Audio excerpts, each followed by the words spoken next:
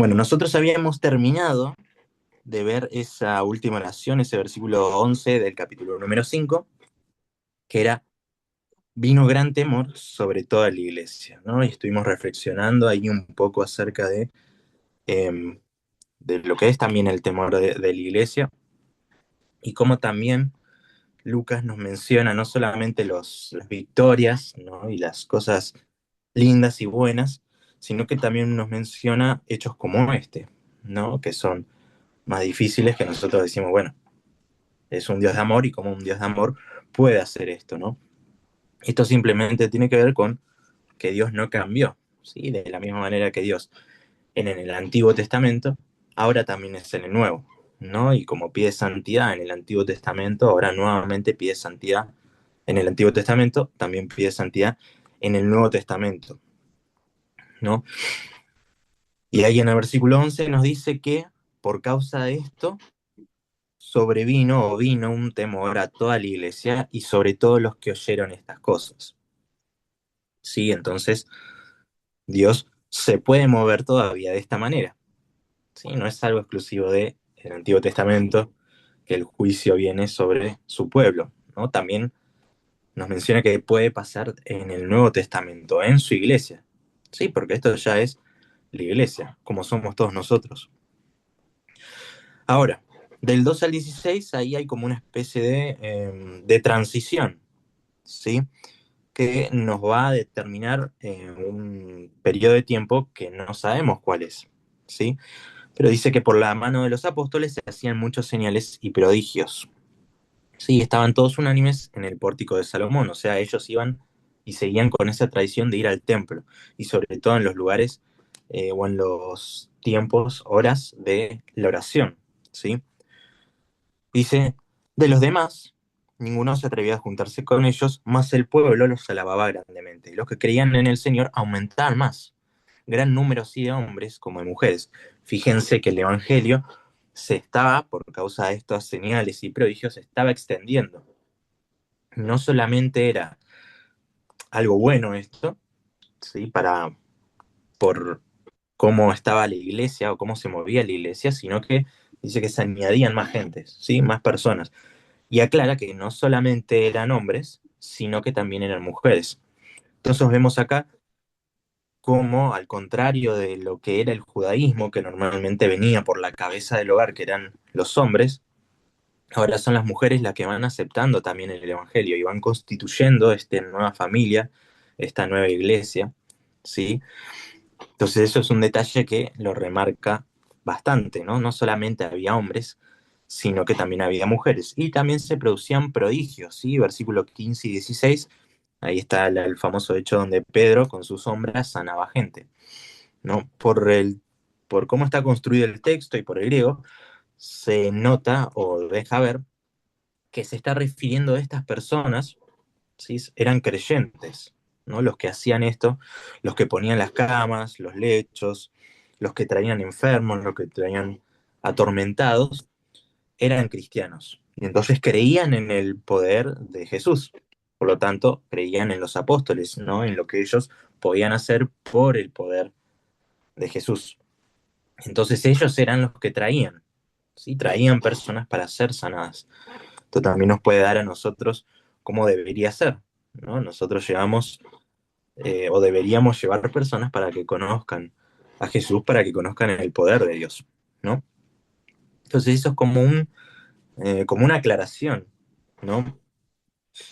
Y después pasa ya a algo que no es nuevo, sí, pero lo vemos reiteradas veces o lo vemos por segunda vez, que es Pedro y Juan siendo perseguidos, ¿sí? Siendo encarcelados por el Sanedrín, ¿no? Y esto está muy bueno, ¿no? Cómo va progresando la historia, porque creo que se los dije la semana pasada, vemos eh, como que va aumentando, ¿sí? La violencia hacia los discípulos, va aumentando gradualmente la violencia o el enojo, la envidia, los celos de los principales, ¿no? De los judíos, los principales de la sinagoga.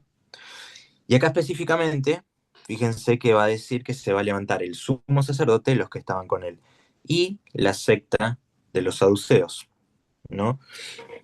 Y entonces acá va a haber algo muy interesante que es, nosotros ya creo que lo vimos, ¿sí? Que son estas personas, los saduceos, ellos no creían, ¿sí? En la resurrección, no creían en la resurrección de los muertos. Por eso normalmente ellos se enojaban porque justamente los discípulos predicaban la resurrección de Cristo.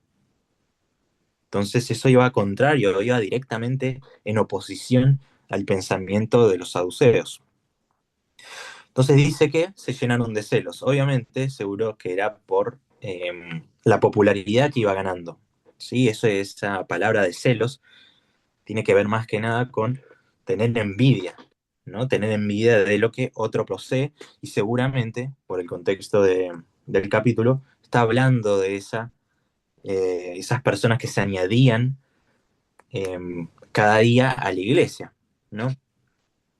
Y estos los fueron a perseguir, ¿no? Fueron a perseguir a Pedro y a Juan y entonces eh, los pusieron en una cárcel, ¿no? Pero pasó algo, ¿sí? Un ángel del Señor fue de noche, eh, se escribió muy mal ahí, un ángel abrió la puerta, ¿sí? Abrió de noche las puertas. Entonces ellos salieron, ¿no? Y fíjense lo que le dice el ángel, ¿sí? Que es ese versículo 20. Los manda, ¿sí? Dice, id. Les dice que se pongan de pie en el templo, ¿sí? Acuérdense que ellos iban siempre al templo y normalmente ahí era donde oraban y donde enseñaban, ¿sí? Y después miren lo que dice, una frase muy, muy interesante. Dice que anuncien al pueblo todas las palabras de esta vida, ¿no? Y yo me pongo a pensar, ¿qué es lo importante o qué es lo que les está diciendo los ángeles? Está comparando el Evangelio con todas las palabras de esta vida. ¿Qué es lo más importante? ¿Cuál es lo, lo más relevante para esta vida? Son las palabras que anunció o que anuncia Pedro. ¿Qué es eso? Es el Evangelio, es Cristo. Cristo es todo lo que hay en esta vida, ¿sí? Está condensando el mensaje del Evangelio, el mensaje de Dios, el mensaje de Cristo, como todas las palabras de esta vida, ¿sí? Es una frase muy extraña, es una frase que normalmente no la tenemos, ¿no? Muchas veces pensamos o tenemos la visión de un evangelio como, ya se los dije esto, pero como el puntapié de la vida, ¿no? Entonces, nosotros escuchamos el evangelio y a partir de ahí somos cristianos, ¿no? Pero acá el ángel del Señor le dice una cosa distinta. Le dice que ese evangelio, que eso que Pedro enseña, son todas las palabras de esta vida. Todas las palabras. ¿Sí? Es todas las palabras que existen, que pueden ser de beneficio, que pueden ser de bendición para esta vida. Entonces, eso es lo que le dice el ángel, que vayan, que se pongan en pie, o sea, que hagan un discurso a todos, ¿sí? Y que, miren, lo que hicieron después, habiendo oído esto, entraron de mañana en el templo y enseñaban. También algo muy peculiar es que miren cómo el ángel del Señor los manda a ellos a un lugar peligroso, ¿sí? ¿Se acuerdan de lo que dijo Jesús? Que yo los mando como corderos o como ovejas entre lobos. Sí, eso es literalmente lo que está haciendo el ángel. Los está mandando al lugar en donde seguramente lo iban a perseguir. Pero a los discípulos no les importó eso. Ni bien escucharon el mensaje del ángel, fueron y hicieron lo que el ángel les dijo. Ahora, se ve que pasó la noche, sí, se levantaron de vuelta los sumos sacerdotes y todo el Sanedrín, y dijeron, bueno, esta persona no está, ¿no? Desaparecieron de la cárcel. Entonces, fíjense, vamos a proseguir.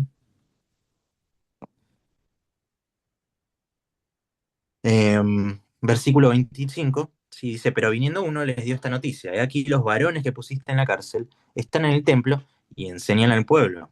Entonces fue el jefe de la guardia con los alguaciles y los trajo sin violencia porque temían ser apedreados. Acá es muy clara la, el beneficio o la gracia que tenía de parte de Dios ellos, de que el pueblo estaba con ellos. ¿Sí? El pueblo no estaba en contra de estos nuevos cristianos. Sí, estaba a favor. Tanto que los alguaciles, ¿no? Acá la persona que los iba a buscar para traerlos de vuelta al Sanedrín, estaba temiendo, ¿sí? Temía de ser apedrado por el pueblo.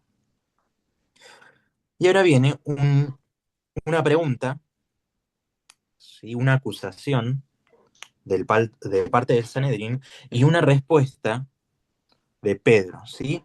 Y acá dice de Pedro y los apóstoles. ¿Cuál es la acusación? Dice, nos mandamos, versículo 28, nos mandamos estrictamente que no enseñaseis en ese nombre. Y ahora habéis llenado Jerusalén de vuestra doctrina y queréis echar sobre nosotros la sangre de ese hombre. Acá tenemos un montón de cosas. Primera acusación, enseñar en ese nombre. ¿Sí? Ya era la primera acusación, en ese nombre, ¿no? Esto es de forma despectiva. ¿Sí? Están tomando lo que están haciendo ellos y a Jesús, en este caso, de forma despectiva, ¿no? No dicen que ellos están enseñando la doctrina o las enseñanzas de Jesús, sino en ese nombre. Primera acusación. Y después dice que habéis llenado a Jerusalén de vuestra doctrina. ¿Sí? Primero es que ellos lo mandaron a ellos, el Sanedrín, lo mandaron a los apóstoles que no enseñasen. Luego los acusa de que ellos están llenando Jerusalén con una doctrina nueva, ¿sí? Con una doctrina que no era la misma de ellos. Y después que dice, queréis echar sobre nosotros la sangre de ese hombre. De vuelta, ese hombre de forma despectiva, ¿no? Y entonces hay tres cosas, tres acusaciones. Primero están o continúan enseñando en ese nombre, en el nombre de Jesús. Dos, siguen adoctrinando o llevando la doctrina de Jesús. Y tres, de vuelta los acusa a los israelitas, a los judíos, a los principales del Sanedrín, de que ellos mataron a Jesús. Sí, todo esto va, todo el problema gira en torno a Jesús. Sí, entonces esas tres cosas son por las que es acusado Pedro y los apóstoles. ¿No? ¿Y qué dijeron Pedro y los apóstoles? Lo mismo que le habían dicho en el versículo, en el capítulo 4. ¿Sí? Es necesario obedecer a Dios antes que a los hombres. ¿No? El Sanedrín pregunta si por qué siguen enseñando en ese nombre y Pedro y los apóstoles dicen, tenemos que enseñar en ese nombre porque eso es una obediencia a Dios. Lo hacemos en obediencia a Dios porque Dios nos lo manda. ¿Sí? Esa es la respuesta, la contestación de Pedro a a esa primera pregunta, a esa primera acusación, ¿no? Después dice, el Dios de vuestros padres levantó a Jesús, a quien vosotros matasteis, colgándole de un madero. A este Dios ha exaltado, fíjense que Dios ha exaltado con su diestra por príncipe y salvador, para dar a Israel arrepentimiento y perdón de pecados. Y nosotros somos testigos suyos de estas cosas y también, dice también, el Espíritu Santo, el cual ha dado Dios a los que obedecen. ¿Sí? Ahora, la primera acusación, sí, no enseñáis en ese que ellos no enseñan en ese nombre. Segunda, llenaron Jerusalén de la doctrina. Y acá Pedro, justamente, de alguna manera desafiando, de una manera explicando, les enseña cuál es la doctrina, ¿sí? ¿Y cuál es esa doctrina? Que Jesús murió, por lo tanto, Dios lo levantó, ¿sí? Ellos lo mataron, colgándolo en un madero, y esto quiere decir que fue considerado maldito, o sea, lo mataron como si él fuera maldito. Versículo 31, Dios lo exaltó y le puso nombre, ¿sí? Cuando se habla de su diestra no se está hablando de una parte física, ¿sí? A su derecha, sino que le está hablando en clave de poder, ¿sí?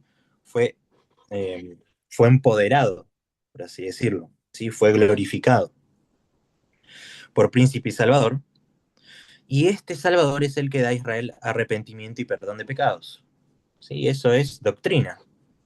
¿Y cuál es la doctrina? Que Jesús murió, que Dios lo levantó, ¿sí? Que Dios lo exaltó, y que solamente por medio de él ellos pueden recibir arrepentimiento y perdón de pecados. Y no solamente eso, versículo 32, y también el Espíritu Santo, el cual ha dado Dios a los que obedecen. Y a los que obedecen todas estas cosas tienen el Espíritu Santo. ¿Sí? Dios le da el Espíritu Santo a los que creen esto y lo obedecen. ¿Sí? Les está dando una enseñanza doctrinal. Todo esto es doctrina. ¿Sí? Entonces, con todo este párrafo, les está diciendo cuál es esa doctrina. Le están explicando. Ahora, tercera acusación. Quieren echarnos sobre nosotros la sangre de ese hombre. Fíjense que de vuelta, versículo 30, ellos le dicen muy, como muy crudamente, de vuelta, lo mismo que le dijo en todas las prédicas anteriores, vosotros matasteis colgándolo en un madero. Ustedes lo mataron. ¿Sí? Entonces no es solamente una acusación de que la sangre de ese hombre está sobre ellos, sino que es una realidad. ¿Sí? Entonces el Sanedrín de alguna manera está como mintiendo, o está dando falso testimonio de eso como una acusación, cuando en realidad es una realidad. ¿Sí? Ahora, quiero que nosotros notemos algunas comparaciones o algunos puntos importantes. ¿Sí? De vuelta están los contrastes, ¿sí? Que nosotros lo vimos la última clase, en el capítulo 4. Ellos, los discípulos, obedecen a Dios antes que a los hombres. Pero si se acuerdan, el Sanedrín de alguna manera se movió por sus propios deseos, no obedeciendo a Dios, sino desobedeciendo a Dios al haber condenado a Jesús. ¿Sí? Es este contraste entre los que hacen la voluntad de Dios y los que no hacen la voluntad de Dios. ¿Sí? Fíjense que Dios levantó a Jesús, ¿sí? Lo levantó de los muertos, pero ellos lo levantaron colgándolo en un madero. ¿Sí? Contraste. Ellos levantaron a Jesús colgándolo en un madero, pero Dios lo exaltó. ¿Sí? Acá después lo explica, a su diestra por príncipe y salvador. Pero ellos al colgarlo en un madero, lo levantaron como si fuera maldito. ¿Sí? Porque la Escritura nos dice, tanto Antiguo como el Nuevo Testamento, que el que es colgado en un madero es maldito. ¿Sí? Por lo tanto, Dios mandó a su Hijo, los del Sanedrín lo colgaron en un madero, y esa maldición que era para todos los que eran colgados en un madero cayó sobre Cristo, ¿sí? Llevándose nuestra maldición y dándonos a nosotros las bendiciones. ¿Sí? Así de alguna manera se forma la economía de la salvación para nosotros. Cristo sacando o tomando sobre él la maldición que era para nosotros y a nosotros dándonos la bendición de Dios. Entonces sigue enseñando doctrina acá, Pedro. Entonces Dios lo exaltó a su diestra y ellos lo colgaron en el madero. Y solamente por medio de él podemos tener arrepentimiento y perdón de pecados, pero ellos no se quieren arrepentir, ¿sí? Simplemente lanzan acusaciones en contra de los discípulos, pero no pueden ser perdonados sus pecados porque ellos están rechazando constantemente a Jesús y a sus enviados, ¿sí? A sus apóstoles. Entonces esto es toda una serie de comparaciones y de contrastes en donde vemos un Sanedrín con el corazón como una roca, ¿sí? Duro, y vemos lo que Dios hizo con Jesús.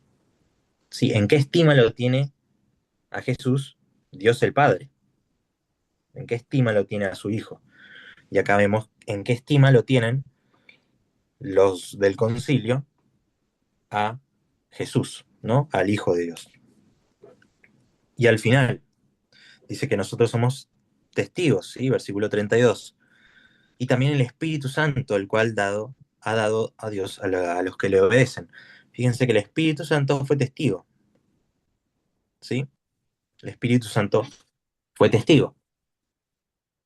Y dice que Dios le ha dado ese Espíritu Santo a los que le obedecen. ¿Sí? O sea, básicamente a los que creen. A los que creen reciben y tienen al Espíritu Santo. Por lo tanto, tener el Espíritu Santo tiene que ver con la obediencia a este arrepentimiento y a este perdón de pecados. ¿Sí? Si nosotros tenemos eso, entonces tenemos el Espíritu Santo. ¿Sí? Entonces, sin esas cosas, nosotros no podemos tener el Espíritu Santo. Y evidentemente ellos no tenían el Espíritu Santo, porque si no, no lo hubiesen matado a Jesús, tampoco hubiesen perseguido a los apóstoles, ¿no? Bueno, siguiendo, fíjense lo que pasa ahora, cuál es la reacción, ¿sí? A partir del 33, cuál es la reacción de los discípulos, del Sanedrín, a este discurso, ¿no? A esas pocas oraciones de Pedro.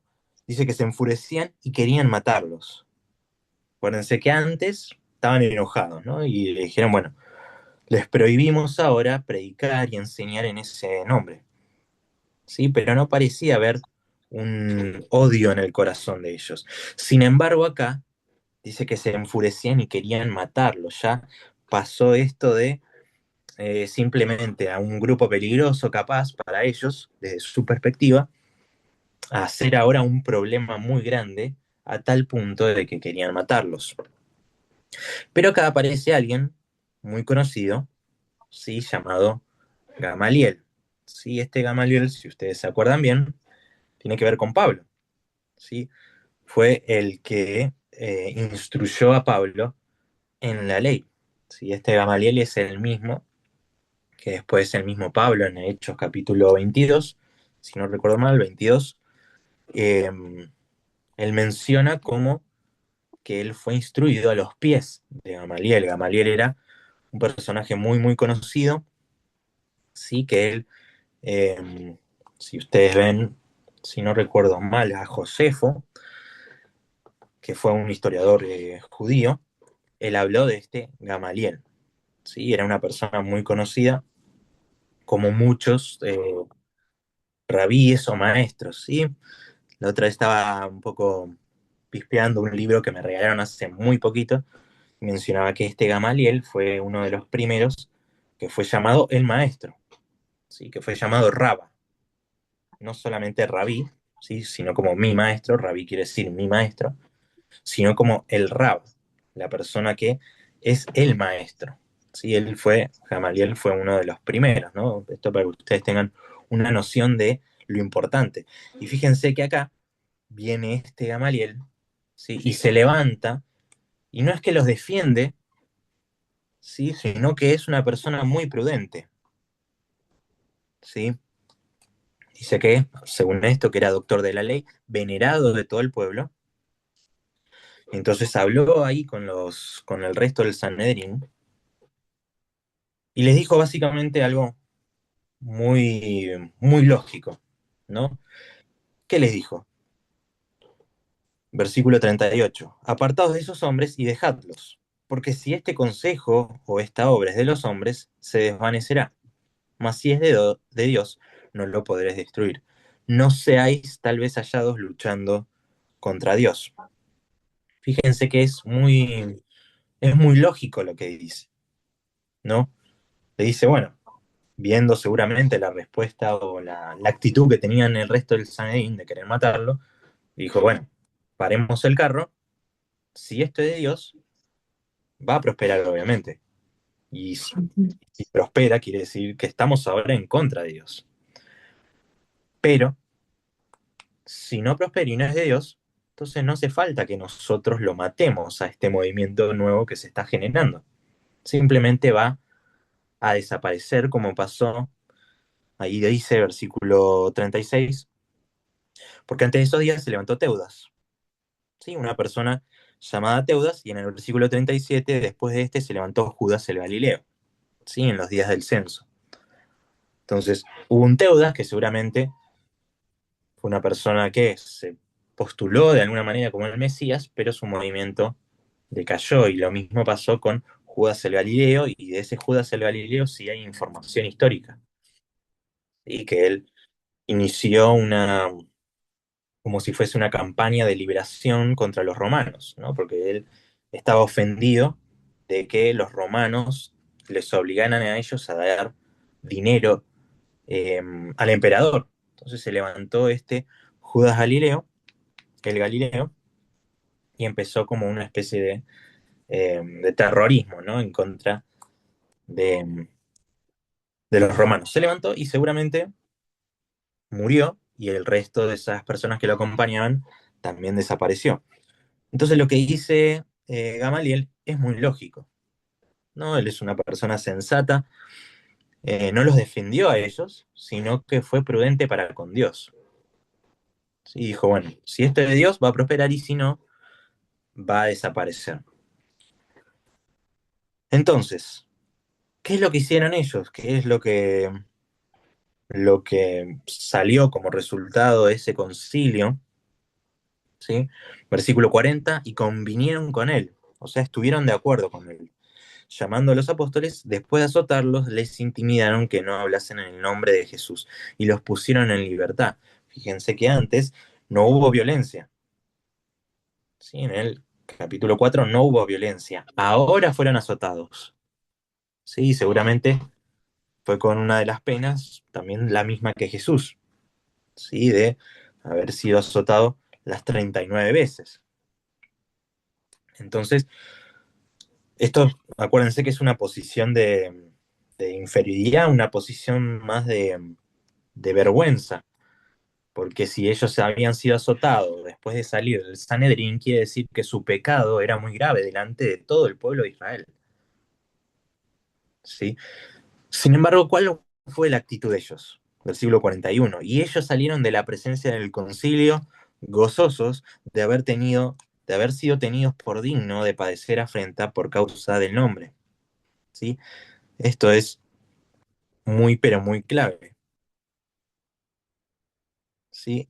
Gozosos de haber sido tenidos por digno de padecer afrenta por causa del nombre obviamente de Cristo, ¿no? ¿Qué característica tenían estas personas que fueron azotadas, avergonzadas por el concilio, ¿sí? Siendo injustamente enjuiciados con acusaciones de diverso tipo, que encima eran verdades algunas?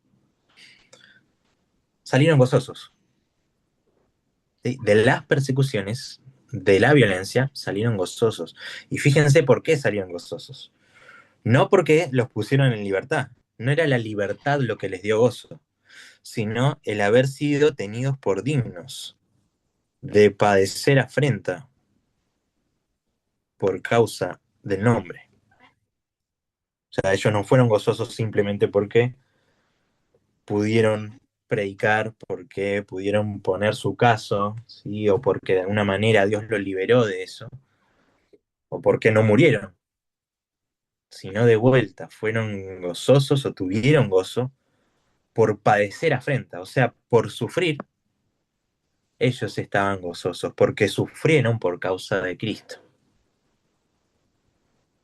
Y esto es muy, pero muy interesante acerca de la postura de los apóstoles del sufrimiento. ¿No? Esto ya lo hablamos antes, creo, pero es algo que se va a repetir siempre, ¿no? ¿Cuál es la postura que deberíamos tener ante los sufrimientos? Estar gozosos de haber sufrido por causa de Cristo, ¿no? Acá está hablando específicamente de la causa de Cristo, ¿sí? De la causa del nombre. ¿Y qué hicieron ellos después de esto? Todos los días en el templo y por las casas, fíjense que el ministerio de ellos era en el templo y en las casas, no cesaban de enseñar y predicar a Jesucristo. Enseñar y predicar a Jesucristo. ¿Cuál era el enfoque que tenía la iglesia primitiva a Jesucristo? ¿Sí? El enfoque que ellos tenían nuevamente, y eso lo vimos a lo largo de todos estos capítulos. ¿Sí? El primer discurso de Pedro, el segundo discurso de Pedro, estos dos intentos, ¿no? de acallar. ¿Qué cosa? ¿Sí? ¿Qué era lo que se predicaba? A Cristo. Era Jesús lo que se trataba de aplacar, era Jesús lo que se trataba de minimizar. ¿Sí? No era el mensaje de un mensaje de prosperidad, no era un mensaje de sanación, no era un mensaje de que todo va a salir bien, sino era el mensaje puro y único de Jesucristo, el único que puede salvar. Y ellos fueron perseguidos por eso, ¿no? Por lo menos hasta ahora es lo que vimos en el capítulo 5. Pasamos ahora al capítulo número 6, ¿no? Y acá pasa algo muy, muy, pero muy interesante. Y aparecen dos cosas en este capítulo 6 y también en el 7. Primeramente, se va a establecer una forma de organización eclesiástica, ¿sí? Una forma de manejar la iglesia. Después, ahí a partir del 8 hasta el capítulo número, todo el capítulo número 7, nos va a hablar de Esteban, ¿sí? De Esteban y sobre todo de su discurso, ¿sí? Uno de los discursos más largos que vamos a tener en todo Hechos, ¿sí? Que va a ser la defensa de Esteban ante el concilio. De vuelta nuevamente aparece este concilio, ¿sí? Que sería el tercer intento del concilio para, para que el pueblo deje de escuchar el mensaje de Cristo. Ahora, vamos a esta primera parte. En aquellos días, fíjense que de vuelta es indefinido el tiempo, ¿sí? No se dice en qué año fue. En aquellos días, como creciera el número de los discípulos, hubo murmuración de los griegos contra los hebreos, de que las viudas de ellos eran desatendidas en la distribución diaria. Entonces, el versículo 1 nos menciona cuál es el problema. ¿Sí? Acá, dentro de la iglesia, ahora en puertas adentro de la iglesia, aconteció algo. ¿Sí? Hasta ahora nosotros habíamos visto que en la mayoría de todos hechos, ¿sí? Por lo menos hasta el capítulo 5, los problemas normalmente eran afuera.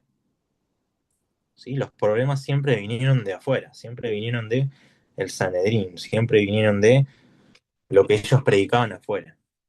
Menos la parte que nosotros vimos antes de Ananías y Zafira, que ya es un problema que pasó dentro de la iglesia. ¿Sí?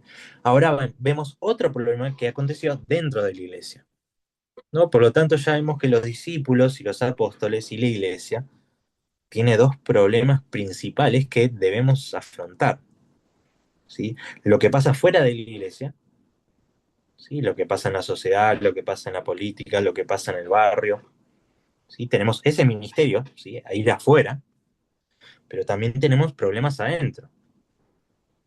¿Sí? No hay un lugar en donde no haya problemas. El cristiano no es alguien que está acostumbrado a no tener problemas. Todo lo contrario. Es un cristiano que está acostumbrado a los problemas, tanto de afuera como adentro. Sí, y eso es lo que nos muestra todo Hechos. Ahora, este problema fue puertas adentro, ¿no? Dentro de la iglesia. ¿Y cuál era este problema? Había dos tipos o clases de viudas. ¿Sí? Unas viudas que eran griegas y otras viudas que eran hebreas. ¿Sí? Esta división de griegos y hebreos seguramente tenía que ver con los que eran puros, ¿sí? Los que eran puros de hebreos, o sea, de familias hebreas. Y los griegos seguramente se está refiriendo a aquellos que habían adoptado el judaísmo, ¿sí? Que habían sido judíos y que ahora, conociendo el mensaje de Jesús, se convirtieron. Y si nosotros vemos también todo el Nuevo Testamento, incluso las cartas de Pablo, vemos que siempre hay como una especie de división y una especie de pica entre los judíos que habían sido judíos después y los que eran puros, por así decirlo, puros de sangre. ¿Sí? Siempre hubo ese problema, esa división.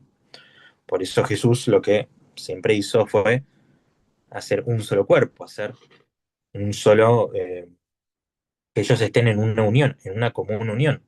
¿Sí? O como vimos en Hechos capítulo 2 y en Hechos capítulo 1 también estaban unánimes juntos. ¿Sí? La iglesia siempre se pensó y siempre el Espíritu Santo lo pensó de tal manera de que no haya estas divisiones entre griegos y hebreos. Sin embargo, apareció este problema, ¿no? Que eran algunas viudas, las viudas hebreas, recibían más comida que las viudas griegas, ¿no? Ese era el problema principal, ¿no? Que es lo que dice ahí, que eran desatendidas. Entonces, ¿qué hizo, no? Y acá es lo que nosotros deberíamos aprender, si nosotros somos pastores o si nosotros somos líderes o si nosotros hacemos algo dentro de nuestra iglesia, que es, ¿qué es lo que hicieron ellos? Ellos convocaron a la multitud de los discípulos, ¿sí? Versículo 2, convocaron a la multitud de los discípulos, los 12. ¿Qué hicieron los 12? Lo pusieron como si fuese una discusión pública, ¿sí? Hablaron con su iglesia o con la iglesia de ese momento. Y se pusieron todos, ¿sí? Lo remarco, todos se pusieron de acuerdo en qué hacer. Fíjense lo que resolvieron los 12. Dice, no es justo que nosotros dejemos la palabra de Dios para servir las mesas, ¿sí? Entonces, ¿qué es lo que hicieron? Buscaron hermanos, le dice buscad a ustedes, ¿sí? Ustedes busquen, hermanos, de entre vosotros a 7 varones que tenían que tener ciertas características. Primera, de buen testimonio. 2, llenos del Espíritu Santo. 3, y de sabiduría. Entonces, buen testimonio, lleno del Espíritu Santo y sabiduría. 3 características que tienen que tener los que sirven las mesas. ¿Sí? Y acá entra esta palabra, que es, que es la que está acá arriba, que es diáconos. ¿Sí? Diáconos es la palabra que se utiliza cuando habla de servir. ¿Sí? Que después vamos a ver las cartas de Pablo, las cartas pastorales, en donde se nos va a hablar de los deberes o de las características que tiene que tener un diácono. ¿Sí? Ahí Pablo lo que va a hacer va a expandir. Y a lo largo de nosotros también lo vamos a ver, a lo largo de la historia, ¿sí? Sobre todo en la parte que vamos a ver después, y que no es de la Biblia, de Hechos, de esta materia, y también de Historia 2, vamos a ver que esto fue un desarrollo teológico, ¿sí? Fue desarrollándose. En este momento eran 7, ¿sí? Que solamente la función que ellos tenían era repartir comida, ¿sí? ¿Cuál era la función de ellos? Repartir comida, de forma equitativa, ¿no? Pero era repartir comida. Pero a lo largo de toda la historia, esto fue tomando diversas palabras, diversos motivos, diversas funciones, ¿sí? Esa palabra diáconos va a seguir, ¿sí? Nosotros, por ejemplo, no utilizamos normalmente la palabra diáconos, ¿no? Pero hay muchas iglesias, muchas denominaciones que tienen esa palabra diáconos. Normalmente se les llama a los que son líderes, ¿no? Líderes de una función, o que tienen una función dentro de la iglesia. Acá, que es lo que yo quiero resaltar con ustedes, es cómo ellos se manejaron solamente para repartir comida, ¿no? Acá les traigo un argumento de menor a mayor, ¿no? Si nosotros tenemos que hacer una cosa importante, mínimo tenemos que hacer lo que hicieron los apóstoles, ¿no? Si tenemos que elegir a alguien para ser líder o para ser copastor o para hacer lo que sea, mínimo tendríamos que hacer lo mismo que hicieron ellos. Los 12, o en este caso los obispos, ¿no? Que es la palabra para los pastores en el Nuevo Testamento, deberían convocar la multitud de los discípulos, o sea, a la iglesia, ¿no? Acá los discípulos, la multitud de los discípulos son la iglesia, y que ellos elijan, ¿sí? Buscad pues hermanos entre vosotros, y que la iglesia como un cuerpo defina y decida quiénes son los más capaces, los más aptos para realizar una tarea dentro de la iglesia. ¿Sí? Nosotros podríamos sacar esto. Bueno, después de acá, que esto es el ideal, de acá que se haga, obviamente es otra cosa, ¿no? Pero yo lo que les quiero decir es lo que nos dice la escritura, ¿no? Lo que nos dice esta parte y cómo ellos manejaron esta iglesia. Los 12 se juntaron, convocaron a la multitud y dijeron, bueno, vamos a hacer esto, vamos a elegir entre todos ustedes 7 varones. Y ahora acuérdense, mínimo había 5.000 personas, ¿sí? Que eran cristianos, o sea, que eran personas salvas, que deberían tener, o por lo menos estaban aprendiendo y fortaleciendo su fe y profundizando en su fe. No sabemos todos los que fueron a predicar a otros lados, ¿sí? Pero tiremos por lo bajo. Imagínense que eran en la iglesia de Jerusalén 500 personas, ¿no? Imaginemos que eran 500. Entre esas 500 personas tuvieron que decidir 7 personas. ¿Sí? Miren lo difícil y lo complicado y lo complejo para, y se lo repito de vuelta, solo para llevar comida, ¿no? Porque decimos, bueno, no, es para predicar, o es para que sea pastor, o es para que sea líder. No, no, no, no. Solamente para servir comida. O en el caso de la palabra diáconos, es para limpiar las mesas. ¿Sí? Esa es como la etimología de la palabra diácono, ¿sí? Para limpiar la mesa. Para limpiar la mesa entre, como les digo, tirando por lo bajo, 500 personas cristianas, entre todas esas personas elegir los más capacitados para dar comida. Y de ellos eligieron a 7. Versículo 5. ¿Quiénes eran estos? Acá lo vamos a marcar. Esteban, Felipe, Prócoro, Nicanor, Timón, Parmenás, Nicolás. Sí, esas eran las personas que fueron elegidas. Antes, les quiero mencionar esto. ¿Por qué ellos tuvieron que hacer esto? Porque los apóstoles tenían estas tareas. ¿Sí? Los líderes, que serían los líderes de la iglesia en ese momento, tienen estas dos funciones que son indispensables. O sea, una iglesia sin esto muere.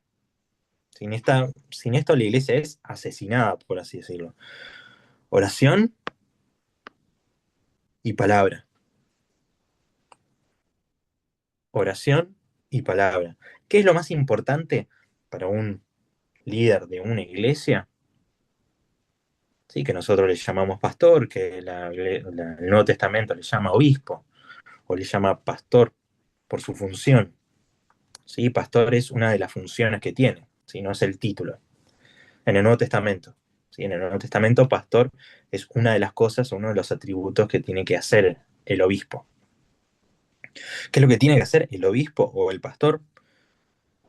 Tiene que dedicarse a la oración y al ministerio de la palabra. Sí, después, obviamente, como les dije, lo mismo que con diáconos, Pablo menciona unas características en las cartas pastorales, las cuales deben tener. Sí, y en otras cartas también mencionan, o epístolas mencionan algunas cosas de los que lideran, ¿sí? De los que son obispos o que son diáconos. Pero acá, ¿cuáles eran las prioridades para los apóstoles? ¿Sí? No solamente para un pastor o un diácono, sino para los apóstoles mismos. La oración, uno, y la palabra. Sin oración, una iglesia no funciona, y sin palabra, una iglesia no crece. ¿Sí? Sin la oración ni la palabra, si algo de estas dos cosas no está, la iglesia pierde el fuego, pierde su autoridad, pierde todo, no tiene nada. ¿Sí? Una iglesia sin oración no tiene nada y una iglesia sin palabra tampoco tiene nada. Entonces ahí vemos las dos cosas a las que los apóstoles le daban la prioridad, la oración y la palabra. Y para eso eligieron a 7, ¿no? Esos con buen testimonio, lleno del Espíritu Santo y de sabiduría. Entonces vemos que no puede ser cualquiera. No cualquiera puede trabajar en iglesia. Tiene que tener buen testimonio, tiene que ser lleno del Espíritu Santo y tiene que tener sabiduría. ¿Sí? Alguien que tiene un mal testimonio no puede servir, alguien que no está lleno del Espíritu Santo no puede servir y alguien que no tiene sabiduría no puede servir. Entonces, ¿es el servicio a Dios exclusivo? Bueno, sí, no. No, ¿por qué? Porque toda la persona o cada persona que cree en Jesús, que cree en Dios y lo sigue, puede llegar a tener estas características. Pero sí es exclusivo en que si uno no tiene alguna de estas tres características, no se puede servir. Nos vemos, hubo bendiciones. Y fíjense que también esta es una enseñanza para nosotros. Si nosotros no tenemos buen testimonio, no puede servir. Por ejemplo, un pastor que cayó en adulterio, digo este ejemplo porque es el más típico, ¿no? Cayó en adulterio, ¿puede volver a ser pastor? No. ¿Por qué? Porque ya no tiene buen testimonio. Listo. No, no es una cuestión de, bueno, pero hay que tener amor, pero hay que tener gracia. No, no está capacitado y listo. No, tampoco lo vamos a mandar al infierno. Pero no puede. No puede porque ya no tiene las calificaciones. ¿Sí? Y no, no es por maldad. Simplemente así es lo que estipula la escritura. Y esto lo estipulo para los diáconos. Se lo repito, para las personas que tenían que dar comida. ¿Cuánto más para alguien que tiene a cargo una iglesia? Estas cosas se potencian al infinito, más o menos. Entonces, buen testimonio lleno del Espíritu Santo, obviamente, llenos del Espíritu Santo para poder hacer la obra y sabiduría. ¿Sí? No solamente la sabiduría que viene del Espíritu Santo, sino conocer de la palabra, o sea, ser una persona instruida en la palabra. Sin conocimientos de la escritura, sin conocimientos de lo que hay que hacer, entonces hacemos todos un desastre. Y si los líderes, si los pastores hacen desastre, la congregación los va a seguir a ellos y van a seguir en ese desastre y se va a multiplicar eso. Entonces, eligieron a los 7. Sí, acá fíjense que con Esteban dice varón lleno de fe y del Espíritu Santo, ¿por qué? Porque lo va a introducir después. ¿Sí? Nos está dando o nos está ampliando características porque después a partir del 8 él va a tener la preeminencia. Después nos va a mencionar a Felipe. ¿Sí? Este mismo Felipe es el que después eh, vamos a ver en el próximo, no en el 7 sino en el 8 que él ya aparece. ¿Sí? Felipe era el evangelista, ¿sí? Que después eh, se va al desierto y empieza a predicar. Vamos a ver si llegamos hasta ahí. Y este Felipe va a ser el evangelista que va a aparecer después.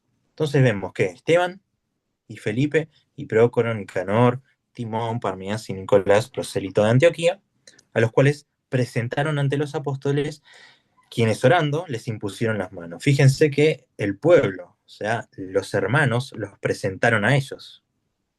¿Sí? Fue una elección, por así decirlo, democrática. ¿No? Y ahí nosotros tenemos que ver, ¿seguimos este ejemplo o no lo seguimos? ¿Sí? Para tener un pastor. ¿Seguimos este ejemplo o no? Para tener un diácono, un líder, ¿seguimos este ejemplo, sí o no?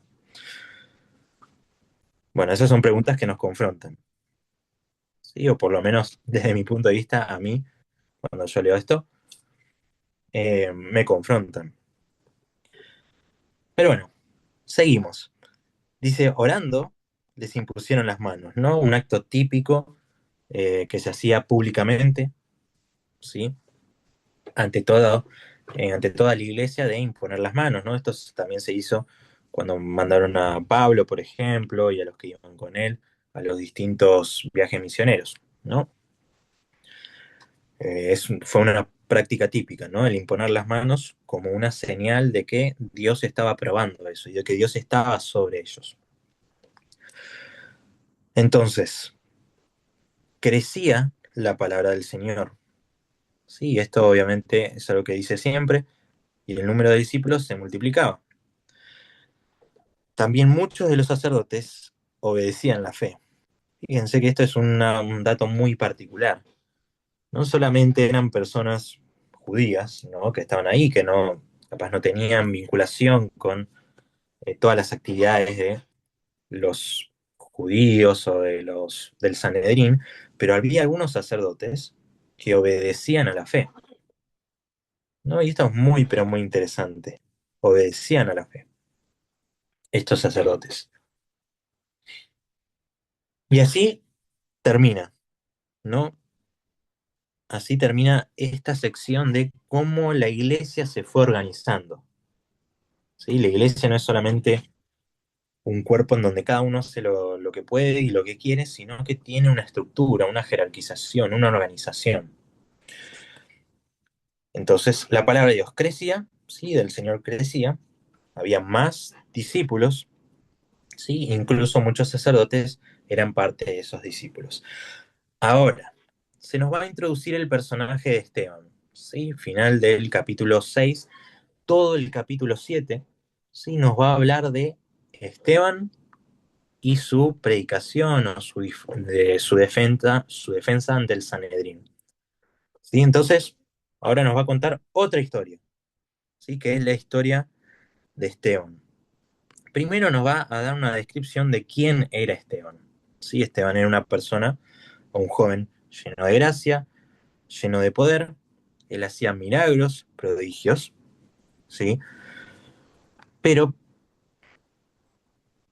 fíjense esto, se levantaron unos de la sinagoga, llamados los libertos, y de Cirene, de Alejandría, de Cilicia y de Asia. Entonces, por causa eh, de estas cosas que hacía Esteban, ¿sí? De la gracia, del poder, de sus prodigios, de las señales, se levantaron unos de la sinagoga, ¿no? Y empezaron a disputar, ¿no? O debatir con Esteban. Entonces vemos que acá Esteban, no solamente que fue elegido como un diácono por sus actitudes o sus habilidades, por ser lleno del Espíritu Santo, etcétera, sino que también hacía prodigios y señales. ¿Sí? Era una persona que por medio de él Dios actuaba.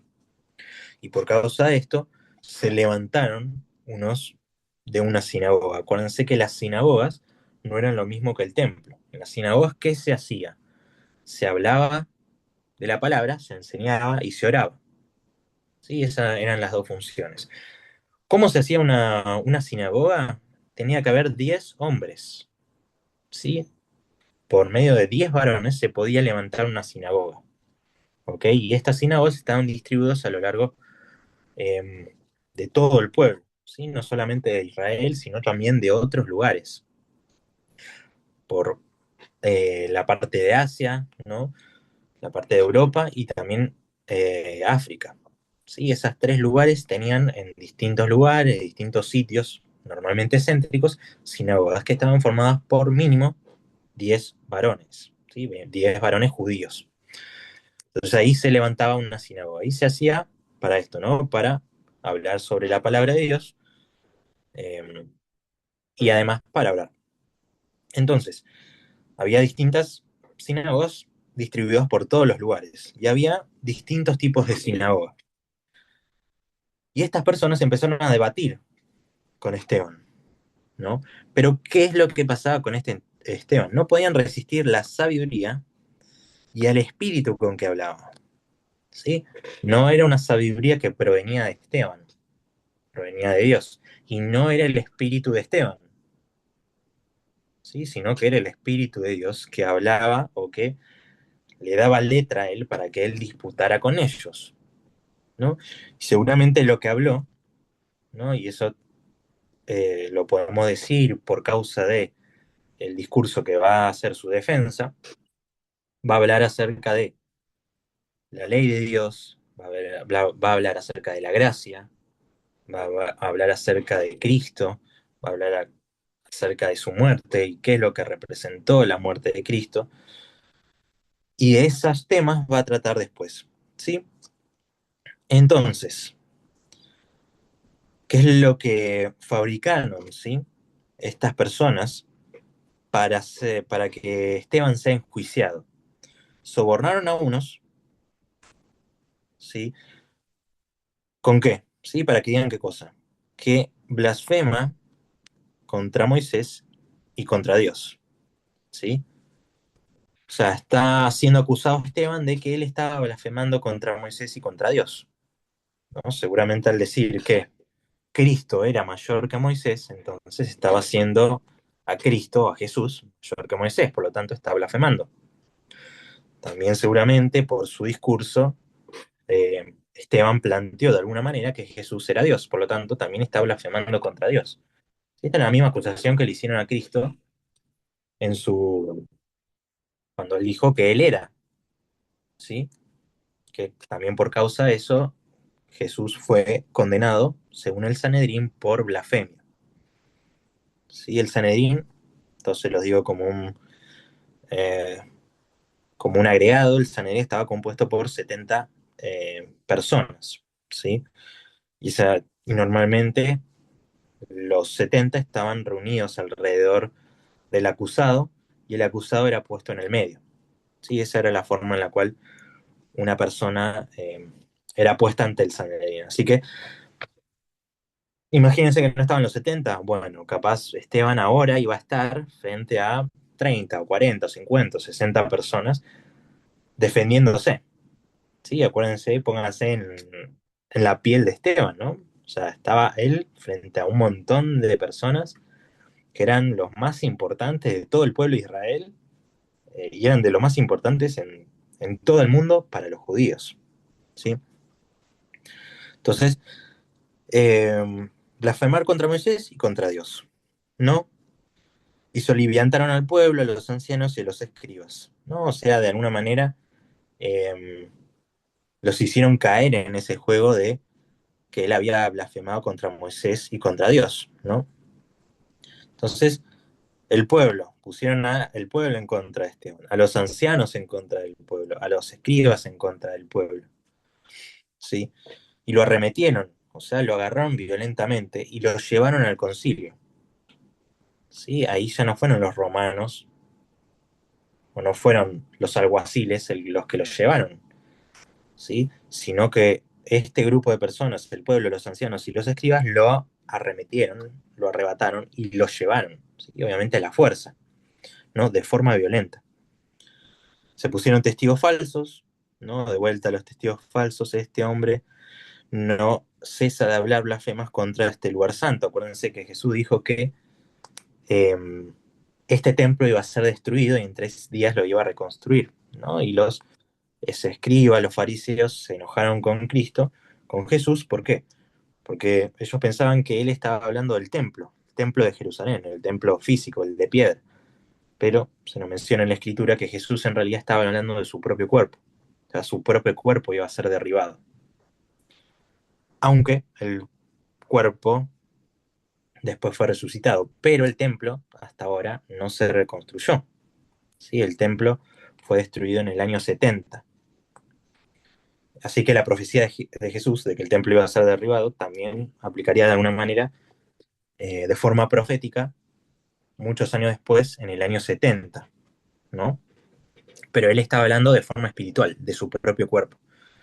Entonces, es la misma acusación, ¿no? Blasfemar contra el templo. Y acá agrega contra la ley. ¿Sí? Si se predica la gracia, entonces la ley no tiene potestad sobre nosotros, ¿no? Y como la ley no tiene potestad sobre nosotros, lo que interpretan ellos se está blasfemando contra la ley, ¿no? Cuando en realidad nosotros vemos eh, por causa de Cristo que Cristo es la completitud, ¿sí? O es el todo de la ley en su carne. ¿Sí? Nosotros cumplimos la ley al morir en Cristo y al resucitar juntamente con Él. ¿Sí? De alguna manera estamos exentos de la ley porque morimos. ¿Sí? Ese es un argumento que va a utilizar Pablo en Corintios. ¿Sí? Como estamos muertos, entonces estamos muertos también a la ley. También se menciona en Gálatas y en otros lugares. Entonces, fíjense que versículo 14 rememora lo que les dije recién de las palabras de Jesús. ¿Sí? Jesús de Nazaret destruirá este lugar y se cambiará las costumbres que nos dio Moisés. ¿No? Que en realidad no. Siempre Cristo es lo completo, es lo perfecto de lo que dio Moisés. ¿Sí? Entonces todos los que estaban sentados en el concilio, al fijar los ojos en él, vieron su rostro como el rostro de un ángel. Y esto nos recuerda mucho, pero mucho a Moisés. ¿Sí? ¿Se acuerdan cuando Moisés, cuando se iba de la presencia de Dios, tenía su rostro eh, brillante, ¿no? Tanto que no lo podía ver? De alguna manera, lo que nos está diciendo Lucas, ¿sí? Es que el discurso que va a dar ahora Esteban, ¿sí? Va a ser de parte de Dios. ¿Sí? ¿Por qué? Porque Esteban vio a Dios. Ahora lo vamos a ver. ¿Cómo se crea esto? Capítulo 7. ¿Sí? Este es un capítulo bien largo, no lo vamos a ver todo. ¿Sí? Pero es un capítulo bien largo que va a terminar ahí, en el 60, versículo 60 versículos, en donde Esteban va a morir, ¿no? Y antes de proseguir a yo quiero que nuevamente Sí, tengo reflexionemos, que poner un globo o algo. eh, que nosotros reflexionemos en lo que es los sufrimientos y las persecuciones, ¿no? Yo le conté la semana pasada a los de tercero, ¿no? En Epístolas Paulinas, un versículo que habla segunda de Tesalonicenses, ¿no? Estamos en Epístolas Paulinas, estamos viendo segunda de Tesalonicenses, eh, y un versículo, ¿no? Que sugiere, en el capítulo 1, que los sufrimientos son los que nos certifican o nos hacen dignos del reino de Dios, ¿no? Si ustedes después lo quieren leer, está ahí en el capítulo 1, en los primeros versículos, si no recuerdo mal. Y yo les contaba una historia, ¿no? Una historia de hace poco, ¿no? Yo vi un video hace 2 semanas, 3 semanas, de un joven nigeriano, ¿sí? Un joven nigeriano, y él estaba, como él se escuchaba era como un podcast, ¿sí? Como una radio, ¿no? Y él estaba hablando acerca de lo que a él le sucedió. Y él estaba muy triste, como que estaba apenado, o no, estaba apagado, ¿no? ¿Y qué era lo que pasaba? Ustedes, no sé si saben, si conocen, Nigeria es el país con cristianos con más muertes, ¿no? Se estima que murieron más personas en los últimos años en Nigeria que en un periodo muy largo, muy largo de toda la iglesia, ¿no? Entonces es el lugar donde más cristianos mueren.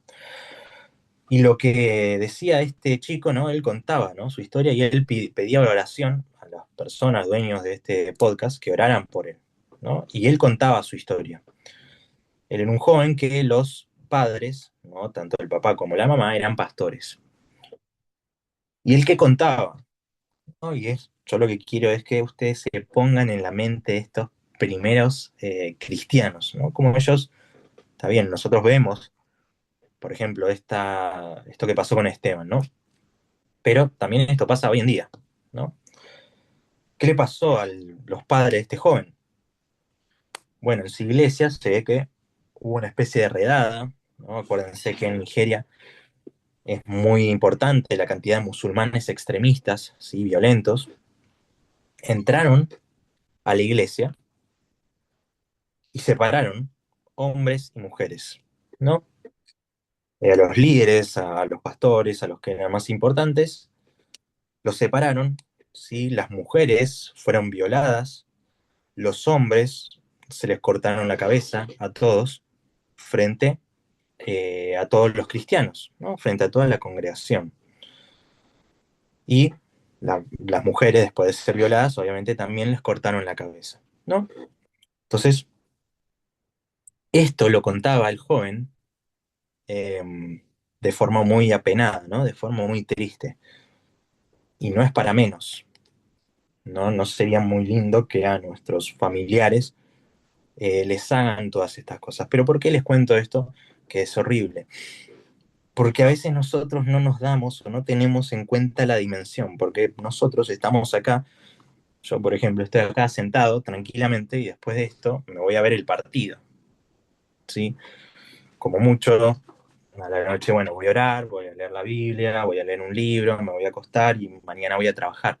Pero estas personas, por ejemplo, en Nigeria, o como estos primeros cristianos, no tenían la certeza de que al otro día iban a estar vivos, ¿sí? O de que a sus familias o familiares no los iban a matar de una forma horrible.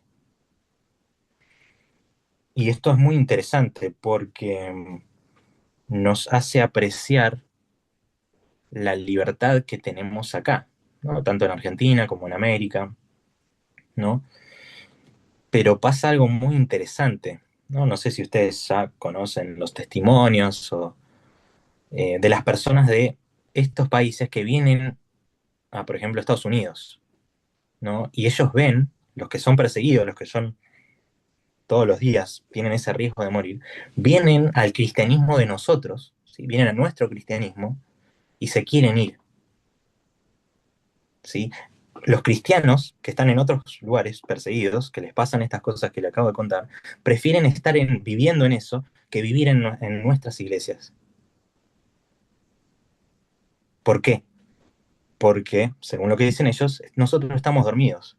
No buscamos a Dios, no queremos a Dios, no aprovechamos todas las oportunidades y el leer la Biblia, el estudiar la Biblia en profundidad, el poder ver los idiomas originales, el poder estar horas o cantando, alabando o lo que sea. Entonces las personas que son perseguidas prefieren volverse a su país y ser perseguidas y tener riesgo que morir a vivir el cristianismo con el cristianismo occidental, ¿sí? O sea, de nosotros. Entonces, ¿cómo podemos contrarrestar todo esto? Bueno, si nosotros vivimos la historia y nosotros repetimos la historia de las cosas que hicieron bien estas personas, entonces vamos a seguir adelante y vamos a hacer una iglesia fuerte, ¿sí? Que no tratar de que la levadura no leude toda la masa, ¿ok? Entonces les cuento estas historias para que sepamos un poco de la historia de la iglesia y que esta historia se sigue escribiendo y que sigue pasando, ¿sí? Aunque nosotros no nos demos cuenta, estamos en la comodidad de nuestra casa y en nuestras iglesias, hay lugares en donde pasan estas cosas, siguen pasando y van a seguir pasando. Entonces, ¿qué es lo que nos va a decir eh, este Esteban? ¿No? Primero, versículo número 1, el sumo sacerdote dijo, ¿es esto así? ¿Y qué es lo que dijo Esteban ante el Sanedrín? Empezó como una, por así decirlo, una clase de historia de Israel, ¿sí? Dice, varones, hermanos y padres, oíd, ¿sí? Hermanos y padres, oíd. No vamos a leer todo, ¿sí? Pero yo les voy a decir de qué va a tratar todo este texto. El objetivo de Esteban va a ser mostrar que ellos siempre rechazaron a Dios, a su palabra y al que Dios envió, ¿sí? A Dios, a su palabra y a quien Él envió, ¿sí? Eso lo va a hacer el pueblo de Israel sistemáticamente, o sea, continuamente. Continuamente el pueblo de Israel va a ser desobediente, continuamente va a haber sujetos, personas, eh, generaciones enteras incluso, que van a abandonar a Dios, que abandonan a Dios, que abandonan su palabra y que abandonan o están en contra, se posicionan en contra de a los que Dios envía. ¿Sí? ¿Por qué? ¿Cuál es el objetivo de Esteban al predicar todo esto? ¿Sí? Que ahora lo vamos a ver un poquito más en detalle, que es ellos sistemáticamente, sus padres, porque acuérdense cómo empezó él, hermanos y padres, ¿sí? ¿Por qué? Porque él los quiere también tratar de que ellos recuerden a sus padres y a los que los padres hicieron mal, ¿sí? Entonces, lo que quiere hacer Esteban es que ellos se posicionen y cambien, por así decirlo, de bando, cambien de equipo, que dejen de hacer lo mismo que hicieron sus antepasados y que ahora acepten a Cristo, a quien Dios envió. ¿Sí? ¿Por qué? Porque al abrazar, al creer, al tener y depositar su fe en Cristo, entonces están depositando su fe en Dios. Porque al creer en Cristo, entonces, Cristo como la palabra de Dios, entonces es seguir la palabra de Dios. Al contrario de ellos que no siguieron la palabra de Dios. Y es seguir a quien Dios envió, porque Cristo es su Hijo a quien Dios envió por todos nosotros. No como sus padres que ignoraron o que despreciaron o menospreciaron a las personas que Dios envió. Entonces de esto va a tratar todo el discurso de Esteban, acerca de esas tres cosas. Ignorar a Dios, ignorar su palabra, ignorar a quien envía. De eso va a hablar todo. Pero lo va a hacer de manera histórica, ¿sí? De alguna manera cronológica, por así decirlo. ¿Sí?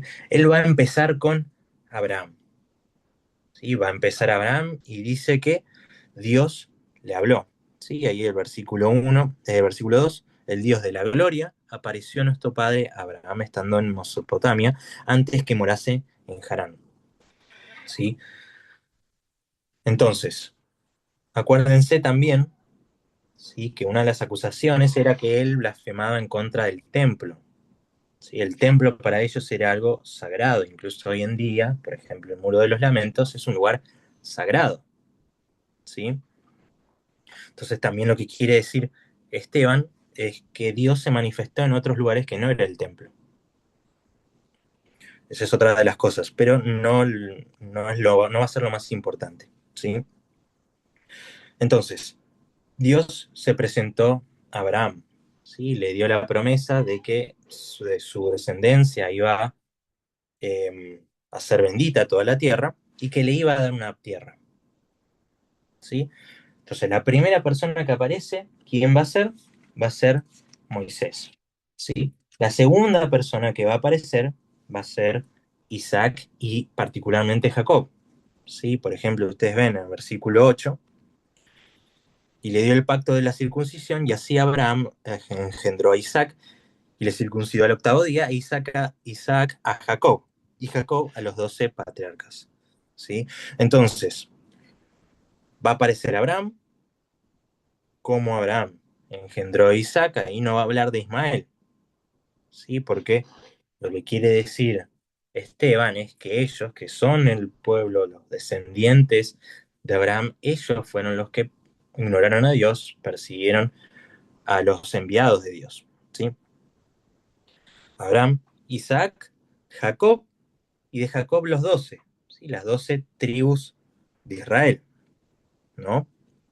Fíjense que va a ser como una especie de historia. Después, ¿qué dice? Va a hablar de José. ¿Sí? Con José se va a quedar mucho, mucho tiempo. ¿Sí? desde el versículo 9, ¿sí? Hasta el versículo 18, ¿sí? Entonces, ahora va a hablar acerca de José y va a decir todo lo que pasó José. ¿Y cuál va a ser la primera cosa en donde vemos la intención? Dice acá, los patriarcas movidos por la envidia, ¿sí? Dice que los patriarcas van a ser movidos por la envidia. Entonces van a vender a José en Egipto, pero ahí aclara, ¿no? Que Dios estaba con él. Entonces acordémonos de la historia, ¿no? Que está en Génesis. O sea, los hermanos vendieron a José y ahí José va a tener todas esas peripecias, todos esos problemas, ¿sí? En donde finalmente él va a ser el segundo de Faraón, ¿sí? Pero no sin antes pasar por un montón de pruebas y tribulaciones. Pero eso, ¿por qué causa fue? Porque sus hermanos lo vendieron, ¿sí? Es el mismo pueblo yendo en contra del elegido de Dios, ¿no? Que en este caso va a ser José. ¿Para qué? ¿Para qué va a ser elegido José? Que es lo que va a aclarar después. Para que él, por medio de él, todo el pueblo de Israel pueda sobrevivir la hambruna, ¿no? Eso es lo que nosotros vamos a recordar de la historia eh, de Génesis. Ahora, dice que, y enviando José, versículo 14, hizo venir a su padre Jacob y a toda su parentela en número de 75 personas. Ahora, fíjense que por medio de José, todo el pueblo de Israel, esas 75 personas, van a ser prosperadas en Egipto. ¿Sí? O sea, van a ser prosperadas en un lugar que no, ellos pensaban que no era el adecuado, que era Egipto, que después, lo que va a decir después Esteban es que ellos salieron de Egipto, pero Egipto no salía de su corazón. ¿Sí? Entonces, al principio va a ser algo bueno, va a ser enviado para que el pueblo de Israel no perezca, pero sin embargo, por problemas que acontecieron con el nuevo faraón, ¿sí? Ellos entonces fueron reprendidos. Entonces acá vemos de vuelta este problema de ignorar la palabra de Dios, ignorar al enviado de Dios. ¿Sí? En este caso, José y todo lo que él tuvo que pasar. Entonces, seguimos y aparece otra persona. ¿Sí? En aquel tiempo, versículo 20, aparece Moisés. ¿Sí? Acuérdense, va como en forma cronológica, empezando en Abraham, va a ir por sus hijos, y finalmente, después de José, va a hablar de Moisés. Ahí cuenta toda la historia de Moisés, que fue encontrado por la hija del faraón, que él creció ahí y que él fue uno de, fue enseñado en todas las artes, en toda la sabiduría, en toda la magia de los egipcios. Y después cuenta toda la historia de Moisés, ¿sí? Y acá viene uno de los primeros rechazos, ¿sí? De las palabras de rechazos. Fíjense, versículo 27. Entonces el que maltrataba a su prójimo le rechazó diciendo, ¿quién te ha puesto por gobernante y juez sobre nosotros? Sí, acuérdense siempre que es lo que está tratando de decir Esteban. Y Esteban está diciendo que ustedes, de la misma manera que eh, ese israelita rechazó a Moisés, entonces ustedes están rechazando al enviado de Dios. Sí, ese es el mensaje subyacente o el mensaje subliminal que está tratando de decir Esteban. Entonces, sigue, ¿no? Moisés tuvo que huir en tierra de Madián, pasaron 40 años, tuvo esa visión o ese episodio en donde estaba la zarza que no se consumía, y ahí escuchó la voz de Dios, ¿no? Y acá aclara, yo soy el Dios de tus padres, ¿sí? El Dios de Abraham, el Dios de Isaac, el Dios de Jacob. Y entonces ahí recibe eh, esa encomienda de liberar al pueblo. ¿Sí? Entonces, ahora Moisés era el enviado de Dios en que él tenía que llevar al pueblo de Dios a la tierra prometida, ¿no? Ahora en el medio mete una profecía que nosotros ya vimos antes, que habla de Jesús. Profetas levantará el Señor vuestro Dios de entre vuestros hermanos, como a mí, a él oiréis. Acuérdense que esta era una profecía que también había dicho Pedro. ¿Sí? O sea, no era la primera vez que esto se aplicaba a Cristo. Nosotros ya sabemos, en Hechos, que esta profecía se aplica a Cristo, ¿no? Ese profeta que iba a venir, que tenían que oírlo, y el que no oía a ese profeta iba a ser desarraigado del pueblo, era Jesús. Jesús era ese profeta que Dios lo iba a levantar, y no solamente lo levantó en el sentido de ponerlo ante todo el pueblo, sino que lo levantó de los muertos, ¿no? Entonces esto tiene dos sentidos, este levantar, tanto como ponerlo como el Salvador, ¿sí? Ante todo el mundo, y la resurrección. Entonces, y acá va a hablar un poco de la palabra, ¿sí? Este es aquel Moisés que estuvo, versículo 38, que estuvo en la congregación en el desierto con el ángel que le hablaba en el monte Sinaí. ¿Sí? Normalmente, cuando se habla del ángel de Jehová en el Antiguo Testamento, no siempre, pero en casi todas las veces se está hablando de Cristo. ¿Sí? Es lo que muchos llaman teofanía o cristofanía.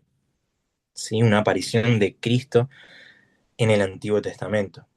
Sí, eso pasa mucho, por ejemplo, con los ángeles con Abraham, en Sodoma y Gomorra, por ejemplo, con Josué al entrar en la tierra prometida, por ejemplo, Isaías cuando tiene la visión, por ejemplo, muchos dicen Génesis cuando Dios se paseaba, etcétera. Hay muchos versículos en donde se menciona un ángel de Jehová, pero ese ángel de Jehová es tratado como Dios.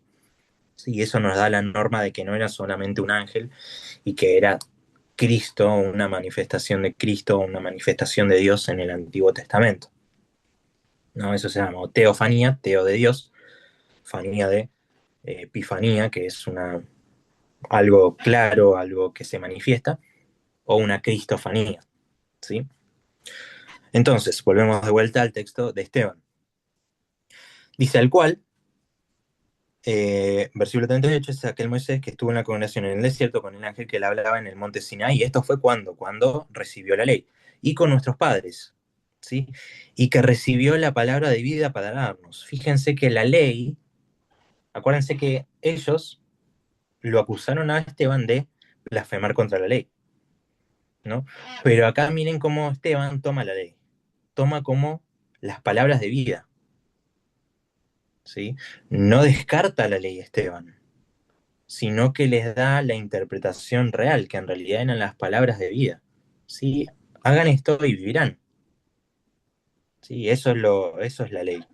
La ley no es solamente eh, leyes o reglas a seguir, es una forma de vivir con Dios. ¿Sí? Esa es la interpretación o esa es la visión de la ley para el Antiguo Testamento. El problema que es que nosotros no podemos cumplir con toda la ley. ¿Sí? Y después en el Nuevo Testamento Pablo nos dice que la ley era un ayo. ¿Sí? Era de alguna manera una forma de mostrarnos de que nosotros no podemos cumplir eso. Entonces esas palabras de vida las tenemos que encontrar en otro lado, que ¿quién es la palabra de vida? Cristo. ¿Sí? Entonces nosotros no podemos ser salvos por la ley. Somos salvos por Cristo que cumplió la ley. Por lo tanto, no es que la ley es mala, porque si no Cristo no lo hubiese cumplido si era mala. La ley era buena, por eso Cristo la cumplió. Pero nosotros no podemos cumplir la ley porque somos seres humanos, tenemos una tendencia pecaminosa. Por lo tanto, para nosotros, la ley es un ayo que nos debería llevar a Cristo. Tenemos que decir, bueno, ¿podemos cumplir la ley? ¿Sí o no? Si la respuesta es sí, bueno, somos como Jesús. Entonces no necesitamos de salvación porque nos salva la ley. Pero como no la podemos cumplir, tenemos que decir, no la puedo cumplir, entonces me muero. ¿Cuál es la opción, la única opción que tenemos? Cristo. Entonces Pablo en la teología de la ley del Nuevo Testamento dice que la ley es un ayo, es una manera, nos ata a nuestro cuello, la ley nos ata, nos pone, nos está ahorcando para llevarnos a Cristo. Nos mata para mostrarnos la vida en Cristo. ¿Sí? Es toda una cosa hermosa que sucede teológicamente ahí, de verdades que produce la ley. Entonces, ¿cómo es la visión de Esteban de la ley? Es palabras de vida, ¿sí? Que recibió palabras de vida para darnos. Está hablando de Moisés. Al cual nuestros padres no quisieron obedecer, sino que la desecharon. Fíjense que de vuelta está sutilmente demostrando que los padres de ellos, o sea, que ahora están representados en ellos, en el Sanedrín, no quisieron obedecer las palabras de vida. ¿Sí? En el Nuevo Testamento, ¿qué pasa con Jesús? Él es la vida. Y los israelitas, los judíos, las personas que no creyeron, están despreciando esas palabras de vida. De la misma manera que el pueblo de Israel en el Antiguo Testamento despreció esas palabras de vida. Desecharon, como dice acá, esas palabras de vida. Y fíjense, ¿por qué desecharon ellos la ley? Porque en su corazón se volvieron a Egipto. ¿Sí? En su corazón todavía no estaba transformado. Desecharon la ley, entonces su corazón seguía esclavizado. Si ellos aceptaban la ley y vivían en la ley, entonces ellos iban a ser prosperados. Pero como la desecharon y no la obedecieron, su corazón se mantuvo esclavo a Egipto. ¿De qué manera? Haciendo ídolos, ¿no? Que es lo que pasó con Aarón, ¿no? Acuérdense que el pueblo le pidió a Aarón, está tardando mucho Moisés, entonces hacenos un dios para adorar. Entonces hizo el becerro y Aarón dijo, bueno, hice esto, me pidió esto el pueblo y salió esto, este becerro, ¿no? Salió de la nada, se hizo mágicamente el becerro. No, eso es lo que dice Aarón. Y sacrificaron, ¿sí? Sacrificaron cosas a los ídolos, hicieron una orgía, una fiesta, ¿sí? Descontrol de sus cuerpos, de su mente, de su espíritu, todo, siendo esclavos de todo eso, ¿no? Y entonces, ¿qué dice? Versículo 42, y Dios se apartó y los entregó a que rindiesen culto al ejército del cielo, ¿no? Este ejército del cielo está hablando de dioses, dioses de distinta naturaleza, como está escrito en el libro del profeta, ¿sí? Ahí menciona la profecía de Amós, ¿no? Que lo van a ver acá en la última parte, que profetizaba, Amós estaba profetizando a la casa de Israel, que ellos iban a ser eh, cautivos, iban a llevar por causa de su pecado, si ellos no se arrepentían, por causa de su pecado, iban a ser transportados a Babilonia, lo cual pasó. ¿Sí? No solamente eh, fue una profecía, sino que esa profecía se cumplió definitivamente, ¿no? Y ahí vemos todo el libro de Daniel, eh, y vemos todo lo que pasó con el pueblo de Israel y con los que quedaron en la zona de Babilonia, ¿no? Algo muy interesante igual, que dice que Dios se apartó. Sí, y este va a ser el problema que se acuerdan que nosotros vimos en el capítulo anterior con el Sanedrín, ¿no? Y Gamaliel, ¿qué les dijo? No contiendan contra esto, no estén en contra de eso, ¿no? O sea, que estando en contra de ellos, estén en contra de Dios, o sea, posicionen como un enemigo de Dios. Y acá de forma sutil, y después lo va a decir de forma expresa, le está diciendo, ustedes se están apartando de Dios al entregar a Cristo, ¿no? De la misma manera que su corazón de ese pueblo se volvió a Egipto, en el desierto, entonces ustedes se están apartando de Dios al no creer en Jesús. O sea, no creer en Jesús es apartarse de Dios, es volver el corazón a Egipto, es ser esclavo de los deseos, de la carne, ¿sí? De lo pecaminoso. Y acá lo soporta o lo argumenta con Amós, ¿sí? Entonces, acuérdense que esto se lo digo a modo de aclaración, pero es muy importante. Esa generación que salió del pueblo de Egipto murió en el desierto. No entraron en la tierra prometida. ¿Sí? Toda esa generación murió. A veces nosotros hablamos, ¿no? De tenemos que pasar por el desierto, ¿no? Como de la misma manera, no pasemos el desierto de la misma manera que el pueblo de Israel. Porque el pueblo de Israel, toda esa generación, menos un par de personas, murieron. ¿Sí? No llegaron, justamente por ser desobedientes en el desierto. Toda esa generación, Dios a propósito esperó a que muriera toda esa generación para entrar a Egipto. ¿Sí? Los que entraron fueron los hijos de ellos, que no hicieron los mismos pecados que sus padres. Dios a propósito hizo eso para que toda esa generación muriese en el desierto. ¿Sí? Por causa de su pecado, ¿no? No porque se enloqueció Dios, sino porque el pueblo era un pueblo rebelde. Entonces no seamos como el pueblo de Dios en el desierto. ¿Sí? O seamos como los que hicieron las cosas bien en el desierto. Entonces, va a seguir, ¿sí? Y nos va a hablar ahora de Moisés y el tabernáculo, ¿sí? Fíjense, el tabernáculo del testimonio. El tabernáculo del testimonio. Acuérdense, Moisés recibe una, una visión, ¿no? Dios le dice, bueno, confiando, ¿no? Conforme a este diseño que yo te mostré, a este modelo que vos viste en el cielo, entonces ahora vos tenés que hacer este tabernáculo.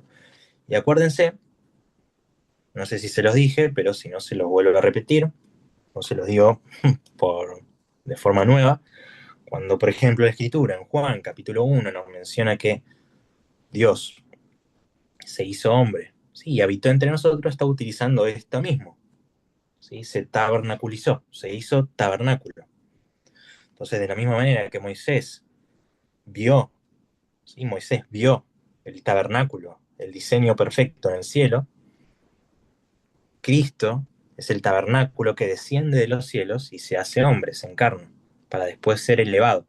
Y fíjense que después, esto es como un detalle, como muy poético, de la misma manera que Moisés vio el tabernáculo en el cielo, Esteban después ve a Cristo en el cielo, ¿no? Cristo ve al tabernáculo perfecto, sin, sin sombra, ¿sí? Como el tabernáculo antiguo, lo ve en el cielo, ¿sí? Ve a Cristo en el cielo, a la diestra del Padre.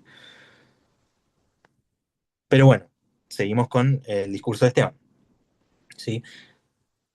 Ahora lo que va a hacer, va a introducir a David, ¿sí? Va a hablar del tabernáculo, ¿sí? De cómo Moisés hizo ese tabernáculo, y ahora viene, dice, los días de David. Sí, dice que, versículo 46, halló gracia delante de Dios y pidió proveer tabernáculo para el Dios de Jacob. Acuérdense que David le dice, yo quiero hacerte una casa, un tabernáculo, pero por causa de su pecado, Dios no deja que haga el tabernáculo y dice que su hijo va a hacer el tabernáculo. Finalmente Salomón hace el tabernáculo, ¿sí?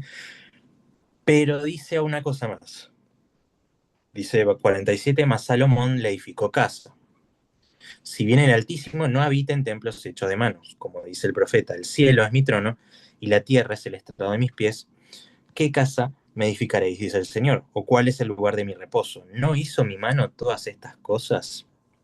De alguna manera, siguiendo ese Isaías 66, ¿sí? Que va a ser el final del libro de Isaías. Acuérdense que a partir del 54, a partir del 51, ¿sí? Incluso unos capítulos antes, se nos va a mencionar en Isaías la obra de Cristo, Cristo como siervo, su muerte, y a partir del 53, 54, 55, 56 hasta el final se van a dar las profecías que van a hablar de los últimos tiempos. ¿Sí? Entonces, lo que nos está diciendo de forma profética, escondida, es que ahora se están cumpliendo esos últimos tiempos, en donde ya el templo no va a ser lo más importante, va a ser Cristo como ese tabernáculo, va a ser la iglesia como ese templo que tiene como piedra angular y como piedra que desecharon edificadores, que es Cristo, cómo ahí se va a encontrar la salvación, cómo ahí va a estar la presencia de Dios, ¿no? El tabernáculo y el templo no era algo malo per se, pero ahora en el nuevo pacto, en el Nuevo Testamento, después de la muerte de Cristo, después del descenso del Espíritu Santo, todo el pueblo, todos los hijos de Dios, ahora forman ese tabernáculo, ahora forman ese templo, ¿sí? Entonces eso es lo que está diciendo, el cielo es mi trono y la tierra es estrado de mis pies. ¿Qué casa me edificaréis? Dice el Señor, o cuál es el lugar de mi reposo. ¿No hizo mi mano todas estas cosas? Lo que está diciendo es, Dios no puede habitar en un templo. Por eso nosotros ahora en el Nuevo Testamento somos parte, o somos, sí, parte de Cristo en el sentido de cuerpo. Cristo es ese universo en donde nosotros somos implantados y nosotros somos hijos de Dios y somos templo del Espíritu Santo, como dice 1 Corintios. ¿Sí? Y entonces Dios ya no pasa a habitar en templos, pasa a habitar en cada uno de nosotros. Y cada uno de nosotros no solamente en uno mismo, sino en todos los cristianos. Y de forma más amplia, Cristo es el todo. ¿Sí? Incluso en 1 Corintios dice que Dios es todo en todos, ya sea la vida, la muerte, el porvenir, todo es Cristo, ¿sí? Esto es ya muy complejo, ¿no? Ya es una profundidad un poco más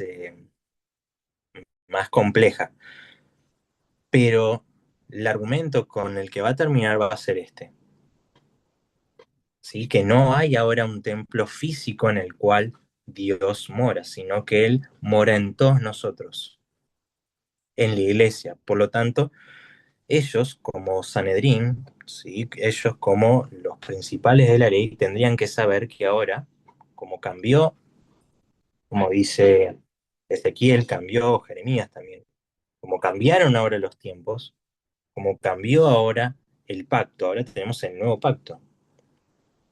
Y entonces, ¿qué pasa? Ahora los que son del nuevo pacto son los que mencionan, los que son enviados para llevar el mensaje de Dios. Así como Moisés llevó todas las palabras de vida, ahora los cristianos llevan las palabras de vida.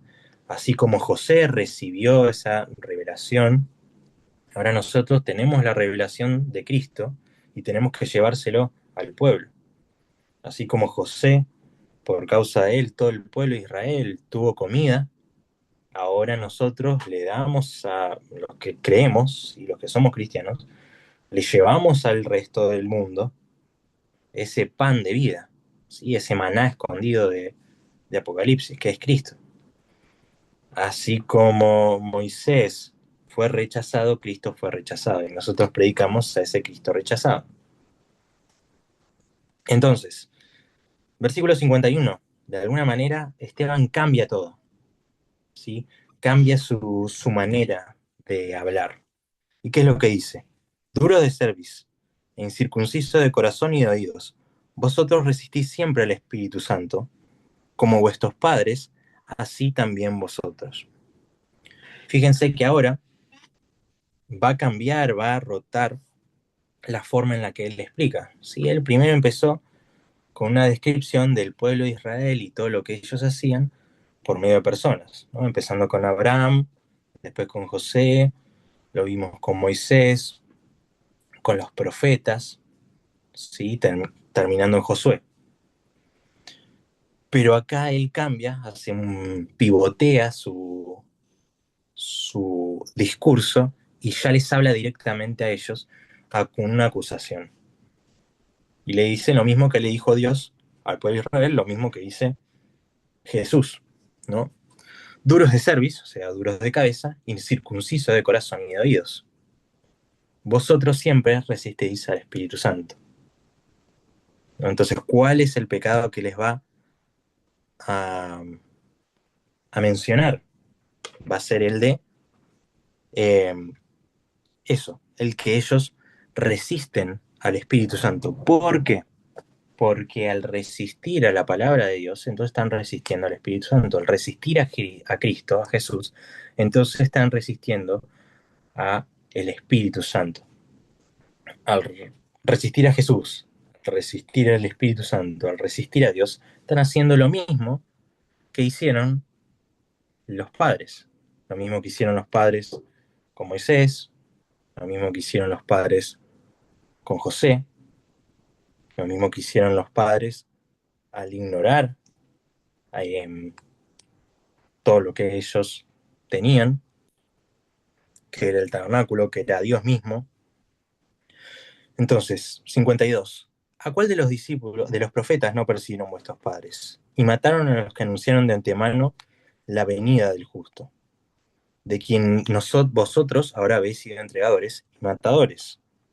Vosotros que recibisteis la ley por disposición de los ángeles y no las guardasteis. Oyendo estas cosas se enfurecían en sus corazones y crujían los dientes contra él. Cortala ya. Entonces, fíjense lo que nos menciona esta última parte de este discurso, ¿sí? Ellos fueron entregadores y matadores de los profetas, recibieron la ley y no la guardaron, y esto produjo un corte, ¿sí? ¿Qué es lo que produjo? Que ellos se enfurecieron en sus corazones y crujían los dientes, ¿no? Y fíjense lo último que nos está diciendo. Esteban, lleno del Espíritu Santo, puesto los ojos en el cielo, vio la gloria de Dios, a Jesús, que estaba a la diestra de Dios. Cuando ellos se enfurecieron, crujieron los dientes, entonces Esteban fue lleno del Espíritu Santo y vio a Cristo. O sea, elevó los ojos al cielo y vio a Jesús a la diestra de Dios. Fíjense lo que dice, las últimas palabras de Esteban, ¿sí? Antes de que lo apedraran. He aquí, veo los cielos abiertos y al Hijo del Hombre, que está a la diestra de Dios. Entonces ellos, dando grandes voces, se taparon los oídos y arremetieron a una contra él. Lo echaron fuera de la ciudad, ¿sí? Lo apedrearon y los testigos pusieron sus ropas a los pies de un joven que se llamaba Saulo. Y apedreaban a Esteban mientras él invocaba y decía, Señor Jesús, recibe mi espíritu. Sí, evocando lo mismo que Jesús hizo en la cruz. Dice, y puesto de rodillas, clamó a gran voz, Señor, no les tomes en cuenta este pecado. ¿Sí? Lo mismo que hizo Cristo. Y habiendo dicho esto, durmió.